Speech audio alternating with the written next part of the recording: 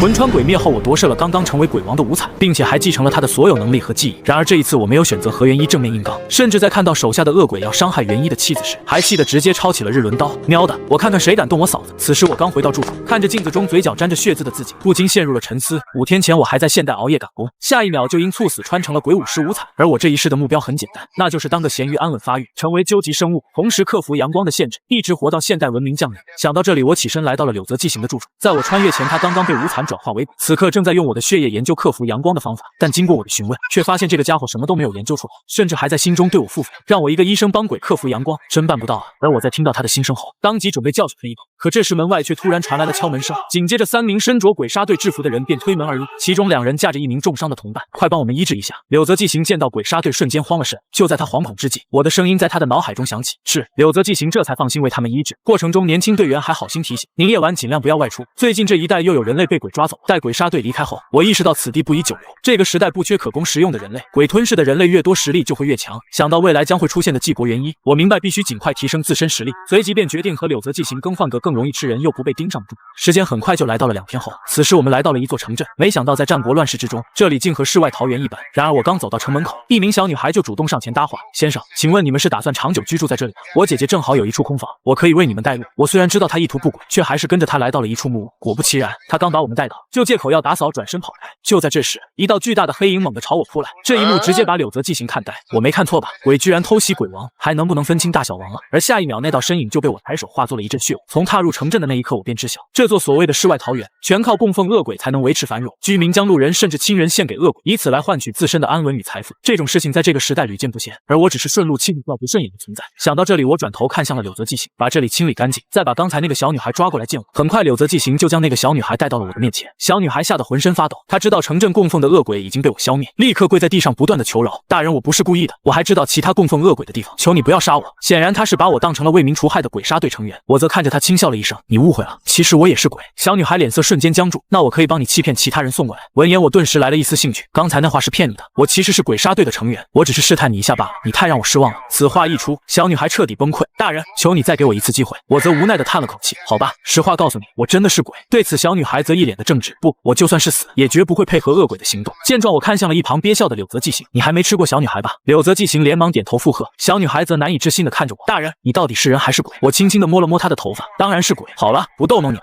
我可以不吃你，但你要帮我做一件事，你每天至少要带2个人来这里见我，若是你做不到，我就只能吃了你充饥，你自己选择吃你还是吃别人。闻言，别无选择的小女孩只好流着泪离开。片刻后，柳泽纪行打扫出了2间干净的房屋，我坐在榻榻米上把玩着一把捡来的日轮刀：“纪行，咱俩去参加鬼杀队的考核如何？”听到这话，柳泽纪行当场愣住，忍不住在心里疯狂吐槽：“好主意，当真是好主意，可以直接取代风柱，成为新一代风柱了。”脑子完好的情况下，很难想象会说出这种话。先不说身份差距，紫藤花遍布的藤席山就根本无法踏入半步。我看出了他的内心想法，失望的丢掉了手中的日轮刀。你说的对，紫藤花确实是个麻烦，不过风柱听上去很华丽哎。此话一出，柳泽纪行顿时脸色僵硬，他这是都听到了吗？接下来的日子里，小女孩每天都在街上四处散布谣言：“你想要获得神明的宝藏吗？快去城镇中心的房屋寻找，宝藏就藏在那栋房子里。”忙活完后，他正准备回家，却刚好撞见柳泽纪行捕食人类的画面。这一幕把他吓得不轻，他开始更加卖力地为我骗来人类。1周后，居民终于意识到有新的恶鬼出现在了城镇之中，夜晚外出的人越来越少。小女孩趁机四处宣扬，只有前往神明居住的房屋，才能躲避恶鬼的猎杀。在她与柳泽纪行的配合下，城镇的人口急剧减少，每天主动送上门的人越来越多。此时，一名父亲抱着年幼的女儿逃进院内，他明知此处的神明以人为食，却依旧选择前来寻求庇护。他坚信自己曾经供奉过神明，不会被轻易杀死，留在外面只会被其他恶鬼吞噬。我看着门口不知所措的妇女，轻声开口询问：“你曾经供奉过这里的神明对吗？”闻言，男子连忙点头回答：“供奉过，我一共献祭过18个人。”我意味深长地看向他怀中的小女孩：“这孩子也参与过献祭吗？”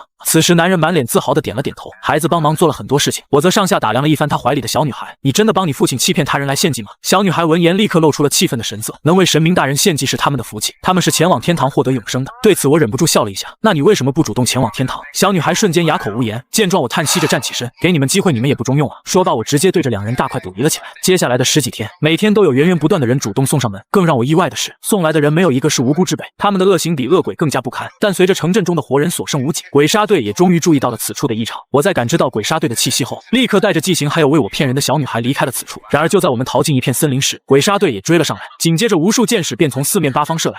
我瞬间接住了所有箭矢。就在这短暂的单个中，小女孩却被鬼杀队成员成功救走，但他们还没跑出几步就被纪行追上，并一把将小女孩夺了回来。这可是大人的储备粮。说罢，他担心再次出现意外，当即掐住她的脖子用力一捏，下一秒小女孩就彻底失去生机。鬼杀队成员见状勃然大怒，在我们面前竟敢如此肆无忌惮地残杀人类，简直是恶鬼行径。话音落下，几名队员齐齐挥刀朝着纪行砍去，可他们只是普通人类，如今纪行的实力早已达到下弦级别。只见纪行一脚一个小朋友，片刻后他们就被纪行全部踢晕在地。我则一口吃掉了小女孩，转身离去。我记得原著剧情中，朱氏是最早被我转化的鬼之一，不知道这一次能否提前遇到他。他拥有极高的医术天赋，是十分重要的辅助力量，我必须想办法将他拉拢到身边。至于纪国元一，大概还要100年才会出现，我有足够的时间慢慢提升实力，从而成为他妻儿的保护伞，安稳熬死纪国元一他们一家子。接下来3个月时间里，我没有创造新的恶鬼，只是一路清理不合格的下属。纪行则跟在我身后默默计数，已经超过100只了。要是按照鬼杀队的规矩，早成住了。不过这种清理速度，到时候没的鬼可杀会不会杀到我的头上？而我每次读取到他的想法时，都会拍拍他的肩膀，放心，我看你顺眼，不会清理你的。这话却让纪行在心中忍不住泛起了嘀咕。得了吧，你手下总共只有200多只鬼，现如今都杀了一大半了。对此我懒得跟他过多解释。此时我们来到了一个刚经历过战争的地方，即便这里是战胜方领地，也依旧民不聊生。我的目光扫过难民，片刻后落在了一对兄妹的身上。我看他们顺眼，便直接上前将其抓到了旅馆。2个孩子吓得缩在一起，不敢发出一丝声音。我则走到了2人面前，蹲下身子。你们想拥有在乱世中活下去的力量吗？想不用再忍受饥饿与寒冷吗？看到男孩眼中的期待后，我继续给他们洗脑。我可以赐予你们强大的力量，但你们需要付出相应的代价。你们有这样的决心吗？闻言，男孩看了一眼自己的妹妹。我有决心。见状，我满意的抚摸着他的脑袋。下一秒，我的手指突然伸出尖爪，狠狠地刺入了男孩的头颅之中。这一幕让他的妹妹瞬间炸毛，张嘴就朝着我的手臂咬来。我同样伸出尖爪，也刺入了他的头颅。片刻后，剧痛退去，2个孩子瘫在地上大口喘息。我从他们的思想中得知了2人的名字，哥哥叫做丸刚正人，妹妹叫做丸刚星子。我给予他们的血液剂量适中，他们能成功承受，便说明天赋尚可。线下的实力已经能勉强摸到下弦的门槛。2人也终于明白自己变成了恶鬼，却不明白为何会被我选中。我则淡淡扫了2人一眼，只因为我看你们顺眼。2人意识到我可以读取他们的内心想法，瞬间一脸震惊，跌躺在地上了。我将你们转化为鬼，自然有任务交给你们。说着，我嘴角勾起了一抹坏笑。你们现在拥有了常人不及的力量，去推翻大明，建立和平国度吧。2人在我的一番洗脑下，当即眼神火热的转身离去。纪行看着这诡异的一幕，满脸不解。大人到底想干嘛？对此我在心中微微一笑，当然是要创造属于我的一方势力，平安狗道度过纪国元一这个鬼生大劫。接下来的几个月，我一边清理不合格的手，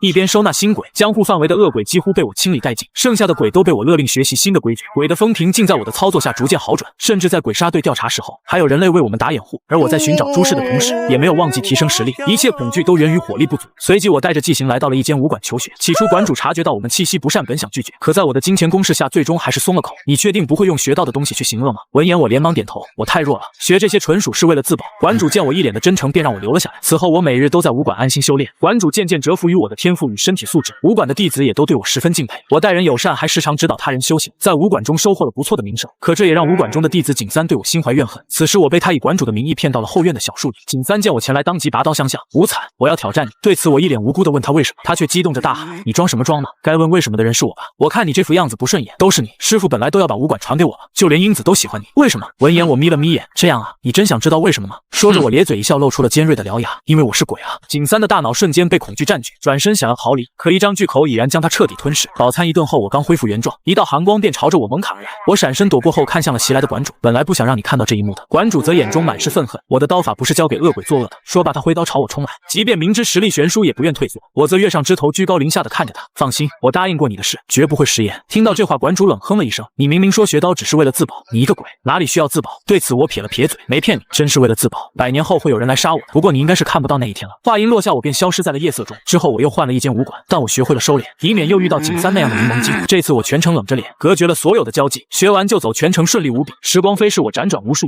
学会了18般武艺，每一项技艺都被我练到了极致。我也渐渐喜欢上了这种平静的生活。就在这时，手下终于找到了朱氏的下落，随即我立刻向馆主告辞，连夜赶往了朱氏的住处。此时的朱氏已经命不久矣，连开窗都无比艰难，他深夜不眠，只为寻找活下去的方法。我知道现在还不是接触的最佳时机，粗暴的手段只会适得其反，莫不如等他快要死的时候，我再跑出来充当救世主。随即我便在附近住了下来。时间一晃10几天过去，我终于等来了朱氏快不行了的消息。太阳落山后，我敲响了朱氏家的房门。开门的是朱氏的丈夫，我礼貌地对他笑了笑：我是一名医生，听说你的妻子病重，特来诊治。他怀疑地打量着我，深夜来访实在令人怀疑，但妻子的病情越来越重，他不愿放弃任何一丝希望，连忙将我请进屋内。我走到朱氏床前，她的气息已经微弱到极致。我装模作样地检查了一番，随后面色凝重地叹了口气：你妻子还有救，但是过程十分麻烦，需要用到我的独门秘方，而且必须保密，方便的话你先出去吧。闻言他立刻退出房间，不敢打扰。我则俯视着朱氏，我可以让你活下去，但你要付出巨大的代价。朱氏用尽全力表示愿意付出一切，对此我则语气平淡。活下去的方法就是变成鬼，你确定要接受吗？同意的话就闭上眼睛。朱氏没有丝毫的犹豫，直接闭上了双眼。见状，我伸出长指甲刺入了他的头颅，接着收回手指，静静地看着他挣扎。我也不知道为何总喜欢用这种方式刺血，这一定是原装蟹老板的恶习，和我没有任何关系。随着剧痛渐渐退去，朱氏也在变成鬼的瞬间知晓了一切。他知道我就是鬼，无尸无残，而他的生命与思想自此以后都将被我掌控。可为了陪伴孩子与丈夫，他甘愿成为以食人为生的鬼。想到这里，他连忙跪在了我的面前。大人，我则一脸无语地看着他。行了，别整这些虚的了，我暂时没打算强迫你做任何事，你该陪孩子陪孩子吧。等你把你老公孩子都送走，我再来找你。不过有一点，不准随意吃人，附近的土匪恶人可以随你处置。听到这话，朱氏瞬间喜出望外，他本以为要沦为嗜血的爪牙，